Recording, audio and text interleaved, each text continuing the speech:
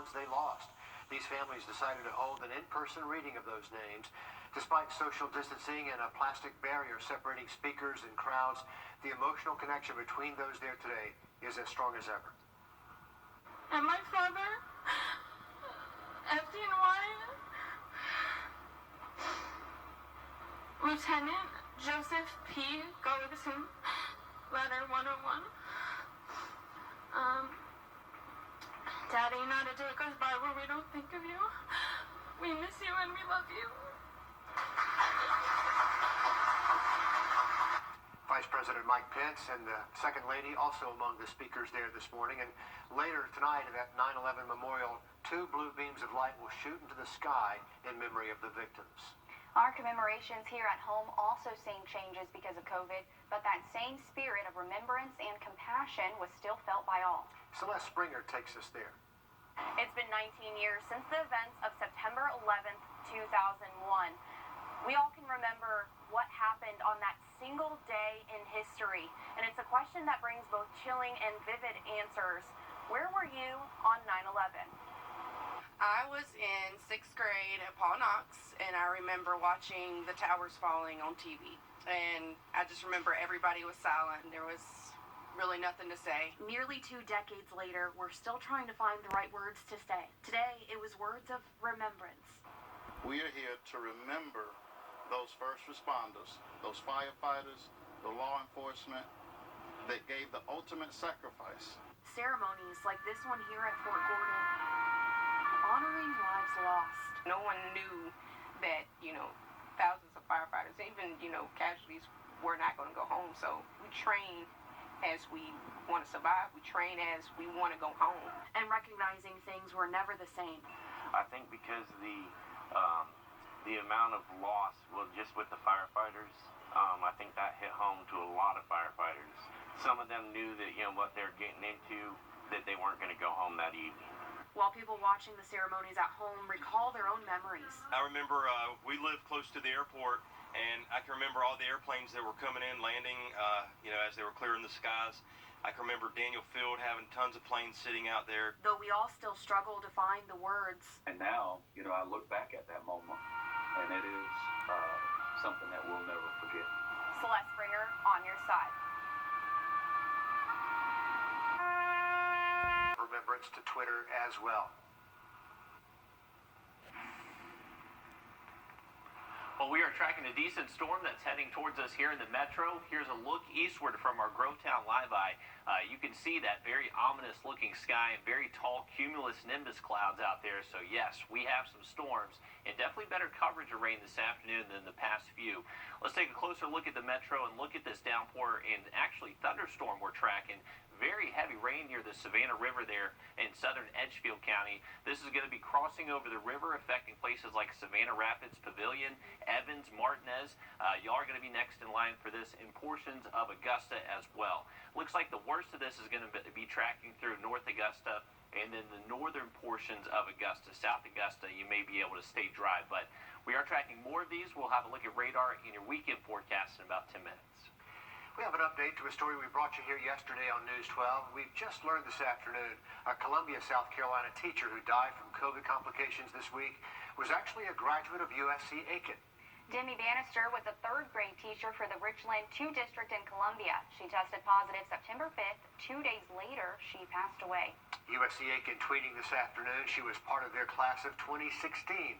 They say she was in a sorority, took part in a talent show, and even led a song during the Omega Phi Alpha National Convention in 2014. They call her a sweet, sweet person who had the voice of an angel. Demi was 28 years old. Checking our COVID cases.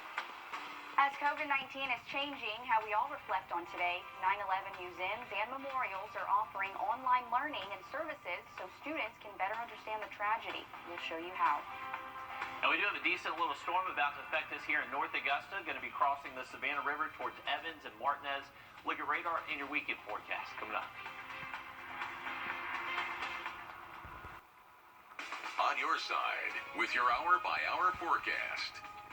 We are seeing some thunderstorms again this afternoon. How about this look from our Whiskey Road live eye? You can see that very heavy rain there near the horizon. Unfortunately, no Genevieve out there currently, but she was hanging out there earlier. But I think the storms moving on through kind of made her fly the coop a little bit. But we are tracking some storms now about to cross the Savannah River into Columbia County. So places like Evans, Martinez, get ready. This is producing some very heavy rain. That purple color you see there, that is some intense rain, folks, well over 1 inch per hour.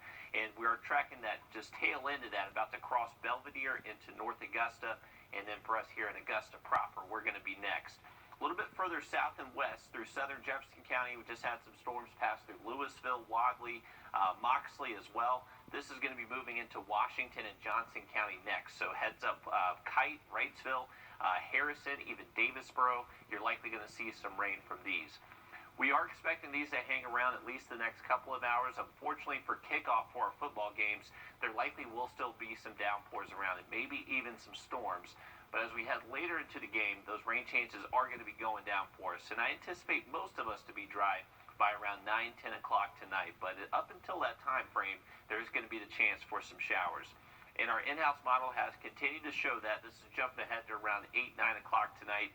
You can still just see some isolated downpours out there, not all too widespread. So I think most games will be able to get off and have a great time out there with very little rain, but maybe just 1 or 2 see a quick shower.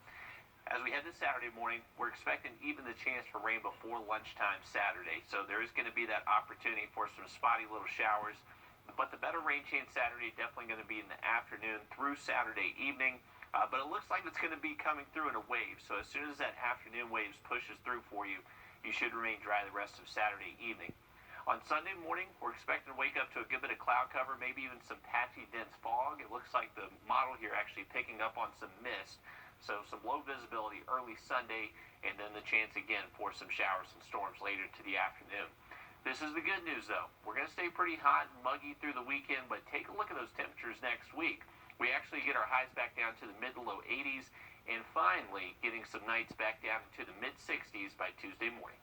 Riley, thank you. It's now the most deadly wildfire in California. Other water handouts have been. Archery season for deer opens up this weekend in Georgia. If you're planning on heading out, morning's going to be the best time when you have the least amount of rain chances. I'm going to look at that full 7 day for you coming up. I'm Gene. Senate Leadership Fund is responsible for the content of this advertising. Well, taking a look at this rain shaft from our Whiskey Road Cam in Aiken. How about this? Very heavy rainfall. This is actually looking at a downpour in Edgefield County, crossing over the Savannah River towards places like Evans and Martinez. And you can see, definitely producing some intense rain out there. Let's go to radar real quick. We'll show you what the radar view of this is looking like. And you can see that purple color right there. That is very intense rainfall, maybe even some small hail mixed in there. Now, this is crossing the Savannah River, affecting places near the Savannah Rapids Pavilion, Stevens Creek Dam, and that actually goes all the way up to the Clarks Hill Dam as well, near Clarks Hill. Now, as we head later into the weekend, we're expecting to keep these decent rain chances, especially on Saturday, and even Saturday morning. Can't rule out some isolated showers. But most days for the next 5, we are expecting most of this rain to happen in the afternoon and evening hours. And this is the good news, folks. By next week, we finally drop off our high temperatures, mid to low 80s, and we're finally getting some morning temperatures back down in the mid 60s. Thanks for joining us first at 5. The news continues right here in 3 minutes for News 12 at 6 o'clock. We'll leave you right there with a live look at New York City.